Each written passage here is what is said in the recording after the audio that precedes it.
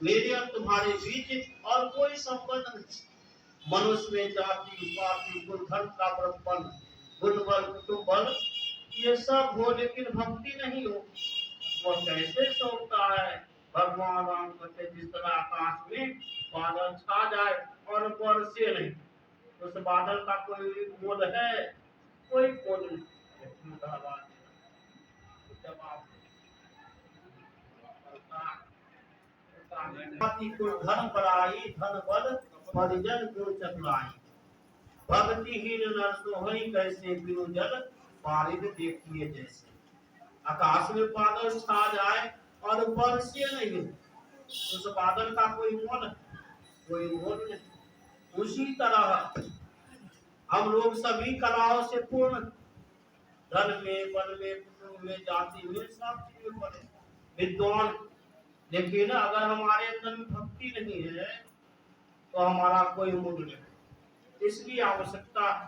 कबीर साहब कहते भक्ति करत कन्या भली संकट भला न पूत, अछेरी के गल गलथना जामे दूध न दूध। बेटी है अगर भक्ति कर रही है तो भली, संकट भला न पूत, संकट बेटा से बेटी भली जो भक्ति करते हैं। इसलिए भगवान राम आगे कहते हैं नवधा भक्ति कहूं तो ही पाई, सावधान सुनो धर्म अनुमान। हे मैया मैं तुझसे नवधा भक्ति की शिक्षा करता हूँ। भक्ति के कितने अंग है? का 9 प्रकार। जिस तरह शरीर में एक भी अंग नहीं रहने पर शरीर अपूर्ण हो जाता है, उसी तरह भक्ति में भी अगर एक अंग भी अगर नहीं है तो भक्ति अधूरा हो जाता है। भगवान राम कहते मैया अगर तू मेरी भक्ति करना चाहती है तो पहली भक्ति क्या? तूने मेरा दर्शन किया, इससे तुम्हारा कल्याण नहीं होगा। बहुत लोग रामायणाचार उधर देखिएगा, बहुत जगह रामायण ही होता, खंड रामायण नहीं। वे लोग राम को इसे मानते और सोचते हैं कि राम की मैंने भक्ति कर ली, राम का मैं बहुत बड़ा भक्त। अब ये राम प्रकट हो जाए तो वे अपने को कितने सौभाग्यशाली कहेंगे। नहीं, भगवान मेरे सामने प्रकट हो गए, मेरी भक्ति पूर्ण हो गई। देखिए साक्षात खड़े हैं मैया सबरी के सामने भगवान से राम, और फिर भी कहते हैं मैया इससे तुम्हारा कल्याण नहीं होगा। तू जो मेरा दर्शन किया है इससे कल्याण नहीं होगा। अगर तू मेरी भक्ति करना चाहती है तो क्या करो? प्रथम भक्ति संतन कर सकता है। पहली भक्ति है संत का संग। संत किसको कहते? संत किसी वेश से नहीं होते, किसी रूप से नहीं होते। संत की पहचान बड़ा कठिन है। हमारे साहिब स्वामी जी महाराज कहे जिसके दुखों का हो गया है अंत, संक्षेप बोले विशेष नहीं बधार नहीं, जिसके दुखों का हो गया है अंत उसका नाम है संत नहीं, जिसके पास कोई दुख नहीं। और भगवान शिव जी कहते विद्यते हृदय ग्रंथि सिद्धन्ते सर्व संशया छियन्ते चास्य कर्माणि तस्मिन् दृष्टि परावरे। बड़े से बड़े परमात्मा को देख लेने पर जिसके हृदय की ग्रंथि खुल गई, जिसके संपूर्ण संशयों का नाश हो गया है, ऐसे को संत कहा गया। और ऐसे संतों का जिस दिन दर्शन होगा, जिस क्षण दर्शन होगा, समझिए हम आपका पहला भक्ति हो गया। इसलिए आवश्यकता है संत समागम दुर्लभ भाई।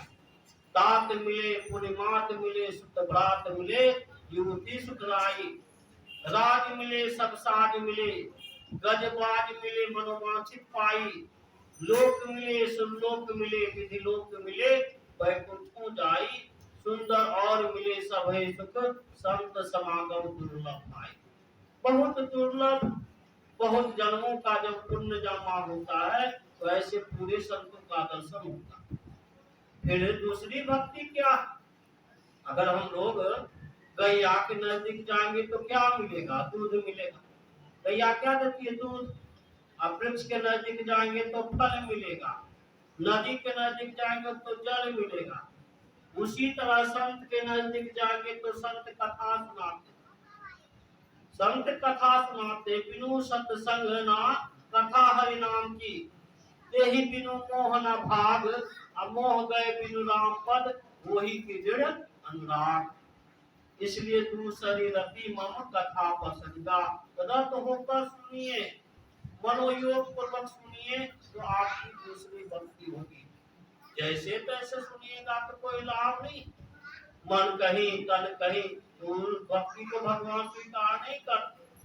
बंगाल के सुप्रसिद्ध संत हुए रामकृष्ण परमहंस जी महाराज। कौन थे? रामकृष्ण। उनके सामने गई रानी रासमणी और कहती है महाराज एक भजन सुनाइए। तो संत थे मौज में आ गए और सुरीली आवाज में भजन गाने लगे। लेकिन रानी रासमणी का ख्याल दूसरे तरफ चला गया। वो मुकदमा के बारे में सोचने लगी, यहाँ से जाऊंगी तो वह करूँ वह करूँ आदि आदि सोचने लगी।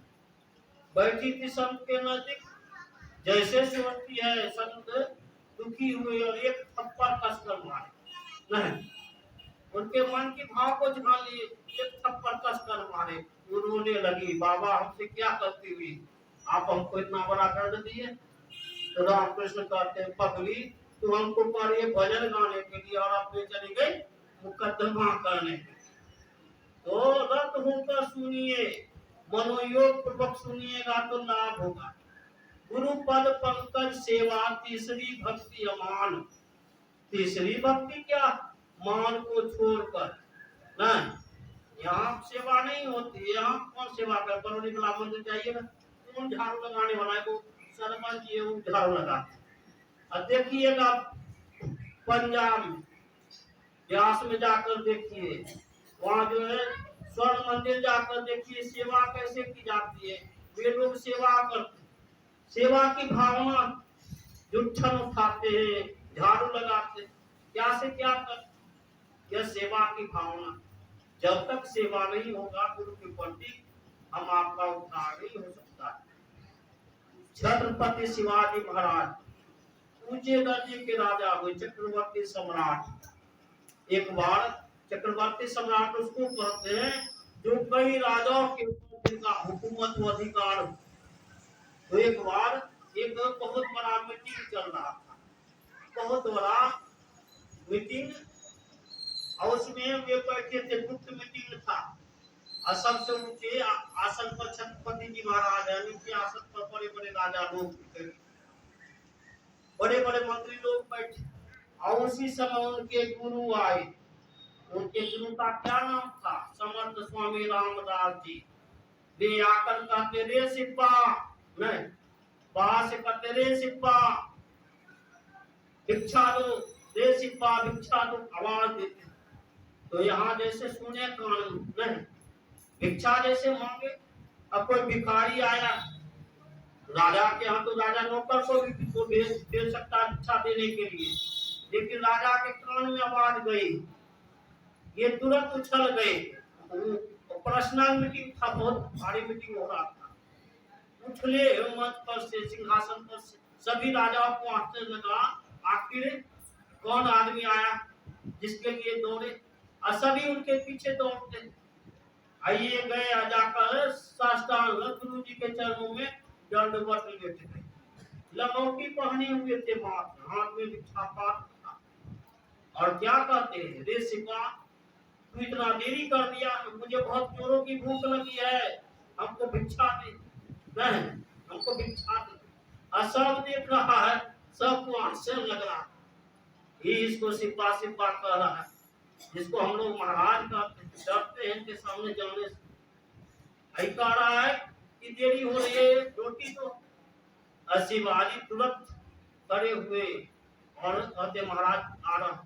गए घर के अंदर और जाकर खोदते हैं, हीरे वाला जो है बहुत बड़ा जगह था, उसको खोले। गुरु जी को हिला दूंगा। और जैसे उठाए तो लगा कंकड़ पत्थर है, कि कंकड़ पत्थर देने से गुरु जी संतुष्ट होंगे। फिर सोना चांदी उठाए, वो भी खराबे लगा। कीमती से कीमती वस्तु भी उस समय उनको तुच्छे लगा।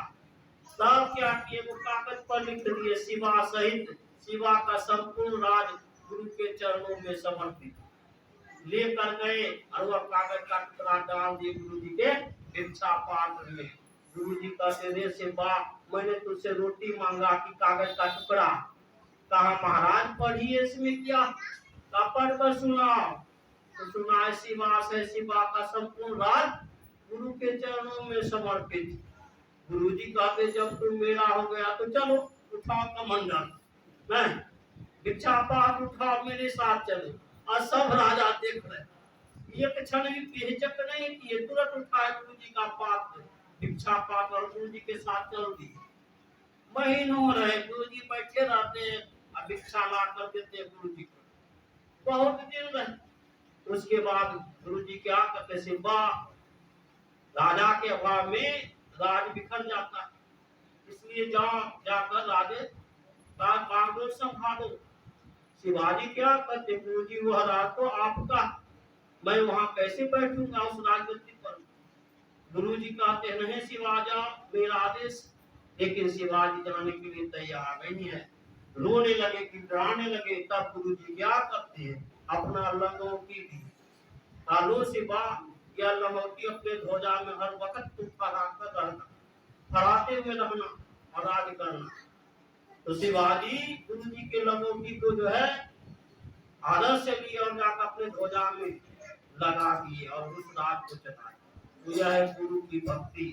आज्ञा सबना सुसाहिब सेवा, आज हम लोग सेवा की, सेवा का ही बदौलत है इतना बड़ा विकास हुआ, लेकिन इसको हम कुछ छोड़ नहीं जानते थे। सत्संगी के बीच में कि वो छोटा हॉल बना, अरे चाहिएगा तीन तल्ला बन सकता नहीं, और सब धनवानी धनवानी धन्य पानी नहीं, हम खड़क पाओ सब धन्य पानी चाहिएगा तो हो जाएगा, कोई बड़ा चीज नहीं। हिम्मत कीजिएगा, तो आप लोगों से निवेदन कीजिएगा होगा। बहुत वर्षों से तल्ले देखते हैं, तो तल्ला हमारी इच्छा होती है, इनके मन में भी है ऊपर बनना चाहिए ताकि और व्यवस्था हो। अब लोग शायद सहयोग कर रहे होते होते होगा, अवश्य इसमें सहयोग करें। गुरु की भक्ति, गुरु की भक्ति साधु की सेवा बिनु नहीं कर पाई। फिर चौथी भक्ति क्या कहते, मंत्र जा चौथी भक्ति कहते, चौथी भक्ति मम गुण गना करई कपट तज गान, भगवान के गुणों का गान करना। यहाँ नित्य नियमित रूप से स्तुति विनती होती है और जो इसमें आकर भाग लेते भगवान के गुणों का गान करते, वे उनकी चौथी भक्ति हो गई। भगवान कितने बड़े दयालु, जब हम आप 9 महीना माँ के पेट में थे, कितना छोटा था, एकदम एक को भी ताका नहीं होंगे, पैर ऊपर था सिर नीचे था, और उस समय हमारी रक्षा किए परमात्मा, ईश्वर रक्षा किए। माँ के पेट से बाहर आए, उनमें दांत नहीं थी तो दूध का तरोताजा थैला भेजे, बड़ा हुए तो खाने के लिए बहुत तरह का पदार्थ मिला, अन्न मिला, जीवन जीने के लिए अन्न मिला, पानी पीने के लिए मिला, और हवा देखी। जिस पदार्थ की जितनी मात्रा में आवश्यकता है परमात्मा ने उतना दिया। तो ऐसे परमात्मा का जो गुणगान नहीं गाते वे कृतज्ञ होते। इसलिए चौथी भक्ति मम गुण गना करई कपट दान, मंत्र जाप मम दृढ़ विश्वासा, गुरु प्रदत्त मंत्र का विश्वास के साथ जप होना चाहिए। 1 घंटा बैठते हैं, 1 घंटा में मन किधर किधर भागता, एक जप में लगा कर रखिए, नहीं एक मूर्ति पर लगा कर रखिए तो आपका काम बनेगा। मंत्र जाप मम दृढ़ विश्वासा, पंचम भजन सो वेद प्रकाश। अब असली भक्ति संत मत का सार भक्ति है, छठ दम शील वीरति बहु कर्म। दम का साधन करेंगे तो आपके अंदर में दम आ जाएगा। दम माने बोलते हैं अभी सब मुर्दाबाद, अभी जितने हैं इतने संप्रदाय सब मुर्दाबाद, लेकिन जब तक दम का साधन नहीं कीजिएगा तब तक आपके अंदर में दम नहीं आएगा, शक्ति नहीं आएगी। ये दम कब आता, जब दृष्टि योग की साधना कीजिएगा। 9 द्वारों में जो हमारी चेतन धाराएं फैली है, आंख में, कान में, नाक में, मुंह में, बुदालिंग में जो फैला है, इसका केंद्र बिंदु हमारे अंदर में आज्ञा चक्र। उसमें जब केंद्रित किया जाता है, 9 द्वारों से चेतन धारा श्रीमद 10 द्वार में जैसे केंद्रित होती है, वैसे बल्ब जलता, प्रकाश होता है, इंद्रियां निश्चेष्ट हो जाती है, तो उसकी छठी भक्ति होती है। ये छठी भक्ति किससे होगी? तो कहते विरति बहु कर्मा, जो एक पर रहेगी, कभी कालियो जी में, कभी दुर्गो माय में, कभी छठो माय में, नहीं कभी गाछों में, तो उससे भक्ति नहीं होगी, उससे छठी भक्ति नहीं होगी। और कहते विरत निरंतर सज्जन धर्म, सज्जन का क्या धर्म? सज्जन झूठ नहीं बोलते, चोरी नहीं करते, हिंसा नहीं करते, व्यभिचार, हिंसा केवल हाथे से नहीं होता है, मन से भी हिंसा होती है। किसी के बारे में बुरा भी सोचेंगे ना, तब आपकी भक्ति नहीं होगी। नहीं, किसी के बारे में बुरा भी सोचेंगे तो भक्ति नहीं होगी, हिंसा होना। तो मन से, वचन से, कर्म से हिंसा ना, यह उसी से छठी भक्ति होगी। और सात्विक के लिए कहते हैं सातम सम, समत्व योग उच्चते, समता प्राप्त करना। सब में ब्रह्म है, सिया राम मैं सब जग जानी, करो प्रणाम जोड़ी जुग पानी। चिट्ठी में भी, हाथी में, कुत्ता में भी, चंडाल में भी, सब जगह भगवान है भगवान। यह दृष्टि कब होगी?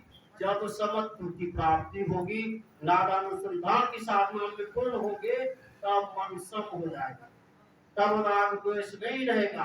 कोई गालियों दे देगा तो क्षमा करके भले दिया, गाली अच्छे किया, नहीं ऐसे भक्त के अंदर बराबर भजन गाते राम बालक बाबू, गाड़ी को दे क्षमा कर चुप के रहना, आप 5 छड़ी जो सिर पर मारे, नहीं सहत बने सही रही होती। तो ऐसी भावना जब तक नहीं आएगी तब तक समता नहीं होगा। आठम जथा लाभ संतोषा, सपन हो नहीं देखई पर दोषा। 8वीं भक्ति दोष का फल जो मिले उसमें संतोष धारण, और स्वप्न में भी किसी के दोषों को ना देखना। 8वीं भक्ति नवम सरल, सरल हो जाती, नहीं स्व से सीता, अरवा से राम, अरवा से लक्ष्मण, उसके हृदय में सीताराम और लक्ष्मण आता है, जो सरल होता है, जो सरल हो जाते हैं उसके हृदय में सीताराम और लक्ष्मण तीनों का वासा होता है। तो आवश्यकता है हम अपने मन को शुद्ध करें। हम लोग रोज गाते प्रेम भक्ति गुरु दीजिए, यह भक्ति ये ध्यानाभ्यास से होता है। विशेष हम लोग करते, कबीर साहब कहते भक्ति करत कन्या भली, संकट भला न कूद, अछेड़ी के गलगल थना जामे दूध ना कूद। एक जगह कबीर साहब कहते भक्ति निसेनी मुक्ति की संत चढ़े सब धाय, जिन जिन मन आलस किया जन्म जन्म पछताए। तो हम लोग भक्ति कर रहे हैं, लेकिन भक्ति के अर्थ को हम लोग नहीं समझे। बहुत लोग देखा देखी भक्ति करते, फलना किया है तो हम भी करेंगे, नहीं चिल्ला किया है तो हम भी करेंगे। एक